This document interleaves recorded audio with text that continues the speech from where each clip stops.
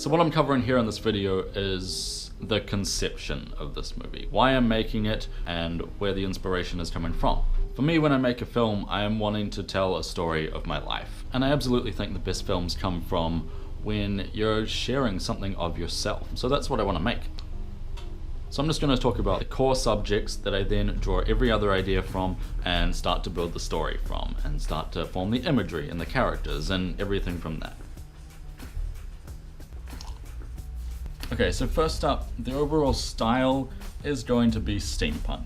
This is a genre I've loved forever. It's the Victorian era first, just everything to do with that, the clothing, the materials used to make houses, the architecture in general, then the idea of just mixing mechanical and steam power with that, like, yeah, perfect. I've done some projects on this in the past, it's a genre I know well, and the aesthetic qualities that can come with it are incredible. Like, it's also a genre I've had success with, and I feel like it's a genre that's quite unexplored. Like, there's not a large body of work within it, so there's room to capture the audience. That said, it is a challenging genre because finding a location for this can be hard. I mean, the aesthetic quality needs to be very beautiful, and maybe finding an older place, especially in New Zealand, can be quite difficult, and the costume and props as well, but I'm up for it, absolutely. This is one of 3 portraits I did in university when I was studying photography, and they did really well. It served as a point to boost my confidence, and not only my photography, but just my overall ability to create. I really enjoyed making them, I really enjoyed doing the costumes and creating the props for it, and the whole lot. So the monocle here was one of the props that I made. The other one that had quite a significant meaning to me was the pipe.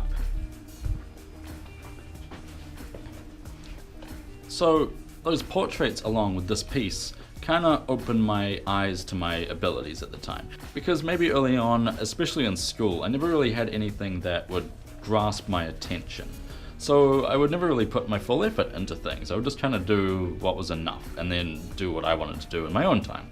But photography really changed this. I started to put more effort into everything, and these projects were both strong representatives of that. I mean, they both did really well, everyone liked them, I got good comments from them, the feedback was great. I mean, like, everyone in my class telling me, like, well done, like, oh, okay. And this was something I hadn't experienced before, you know?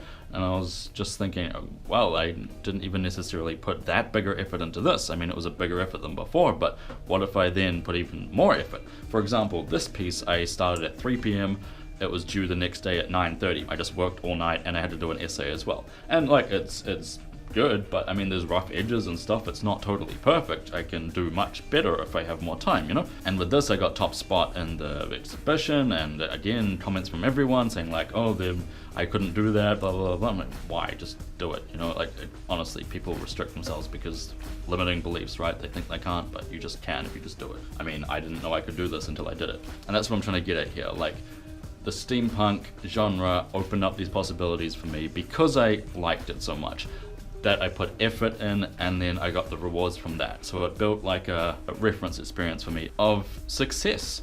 So that's another reason why I'm choosing the steampunk genre, and specifically using these pipes in the film as well. Why? Because of weed. So at the time that I made this, I was probably smoking too much. It never really got out of control, but I was using it as an external high, and it was a lot of fun, and I don't believe in regrets or anything like that. I mean, I wouldn't be who I am now if I didn't have this experience to draw upon, and for example, I wouldn't be able to make this film or use this as subject matter for this film, and that's part of what this film was about. So what inspired me to make a pipe, of all things, was 2 things. One, I grew a whole bunch of tobacco and I wanted to be able to make a smoking pipe for that, and 2, I of course thought of the secondary use of it. So I ended up with a steampunk pipe. I decided to make another one, a version 2, which worked better. I mean, this is kind of the wrong shape. It should be like that, right? It should be more, that would make more sense, except the cooling system, right? The smoke comes around, goes down through the water, and then up. It doesn't work like this. So I made a plan for a version 2 and began construction on it even. And what I want to do is add this pipe into the film. Also the construction of this pipe. Now, I don't smoke anymore. I haven't in months, and I have no desire to whatsoever. And I want to put in the story of that and how it happened. I replaced the habit.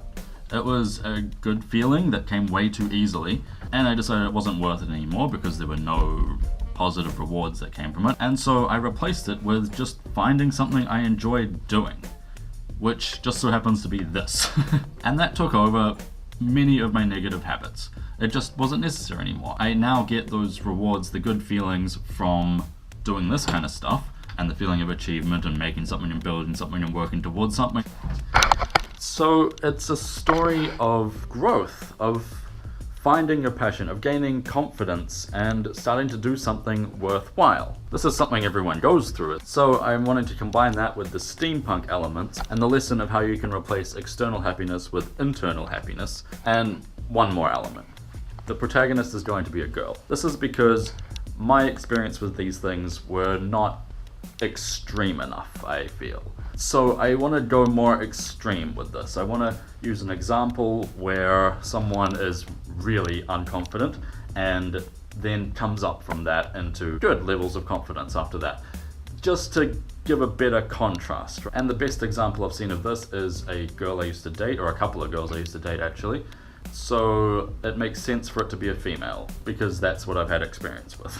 So it's going to be a comeuppance story. The story of a steampunk girl who's an addict, finding her passion and her confidence and finding that she doesn't need to be an addict anymore, finding happiness.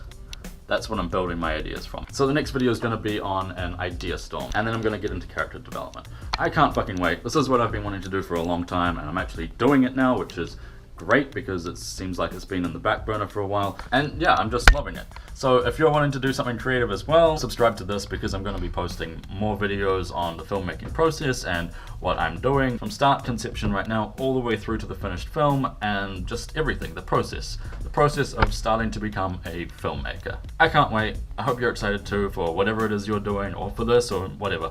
Like, share and subscribe, and I'll see you soon. Cheers guys.